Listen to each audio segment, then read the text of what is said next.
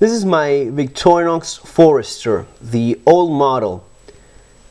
These days it has a liner lock mechanism. The old one, like this one, had a sliding button that you just pull back to unlock. It was a pretty big deal back in the day. It was a very sweet knife. Bought it when I was maybe 13, 14 years old, and it was my first bigger Victorinox.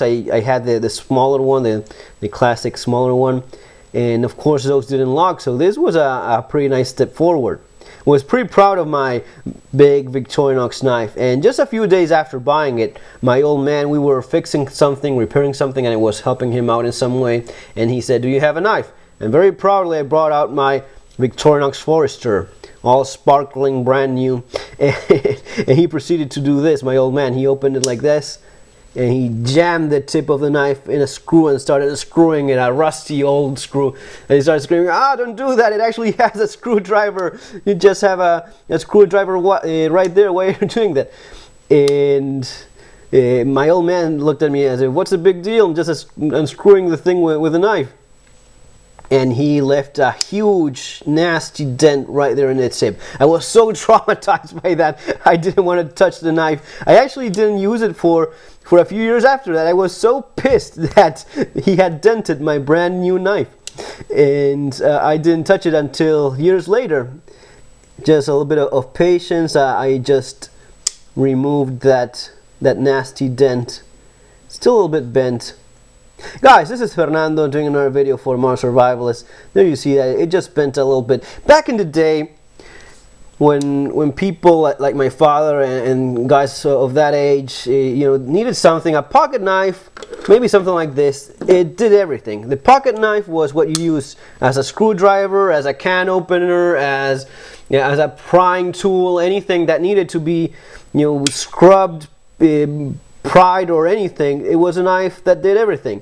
You didn't have like specific tools for, little tools for this and that. There wasn't 1,000 different Leathermans and 1,000,000 different Victorinox. It was just a pocket knife, and very rarely did someone have a little bit more more specific or more advanced than that. It was just a basic elemental tool, the pocket knife, that did everything.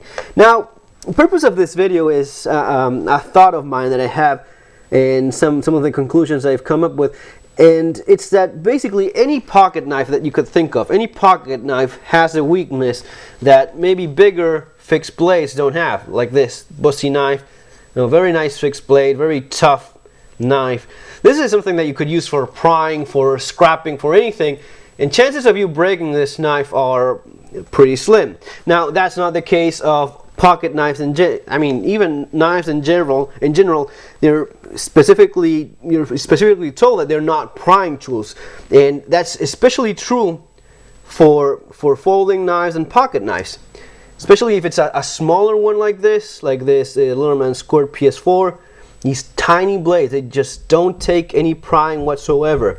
Even with bigger knives, this Cold Steel Voyager, very nice knife and all, but if you start prying with that tip, if you start jamming this into a can of paint or something like that and prying, or maybe something worse, there's a good chance that you will be either bending or actually breaking the tip of the knife. That happens quite a bit with Victorinox knives. Any small folding knife, even larger ones, any folding knife, specifically pen knives and such, they have somewhat of bigger blades, of weaker blades. Even with quality fixed blades, the chances of you breaking a tip of a knife, if you use it for prying, are pretty high. So I see a little bit of wisdom actually in having small prying bars like these. This is, for you guys who are not familiar with them, this is a Pico Prybar. These could be found in eBay, Amazon, CountyCom as well. Those are places where you could easily find little Prybars. This is the Boker Vox Titanium Prybar, and this is the Widgie Prybar. Small size, but the reason why I end up having some of these around in the keychains, this is the one in my car keychain, and this is the one in my house keychain, is just that the little pry bar saves the tip of your knife whenever there's something like that. Whenever there's a task that needs a little bit more like a rougher task, anything, especially prying, anything that it's about prying, using a little bit of force, scrapping or forcing, you know, jobs that a small pocket knife is clearly not intended for that.